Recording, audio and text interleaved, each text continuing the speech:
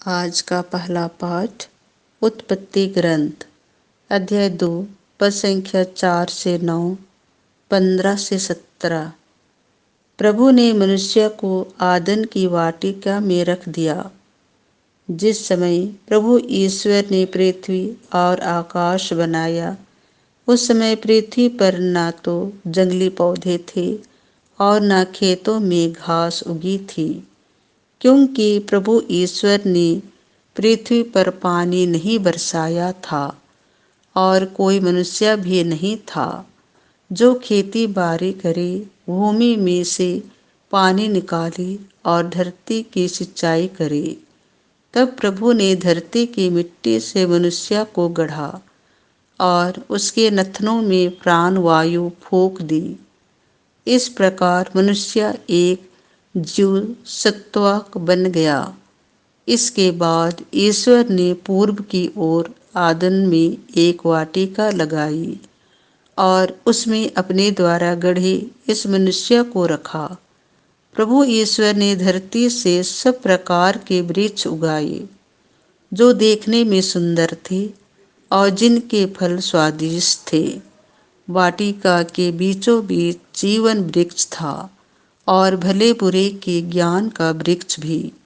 तब प्रभु ईश्वर ने मनुष्य को आदन की वाटिका में रख दिया, जिससे वह उसकी खेती बाड़ी और देख रेख करता रहे।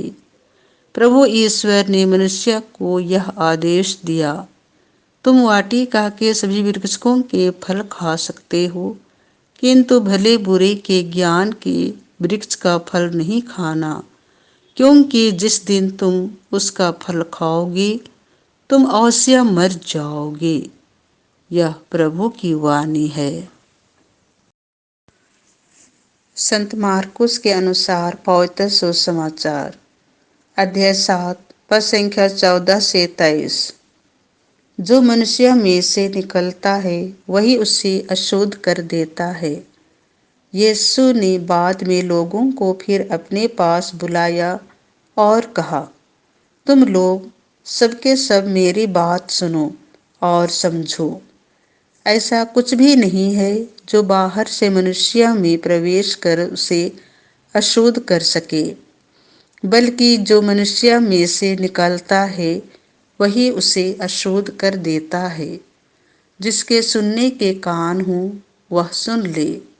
जब यीशु लोगों को छोड़कर घर आ गए थे तो उनके शिष्यों ने इस दृष्टांत का अर्थ पूछा। यीशु ने कहा, क्या तुम लोग भी इतने नासमझ हो?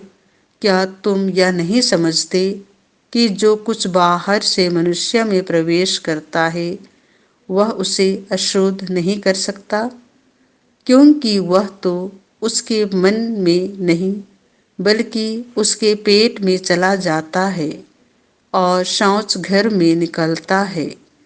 इस तरह वह सब खाद्य पदार्थ शुद्ध ठहराते थे।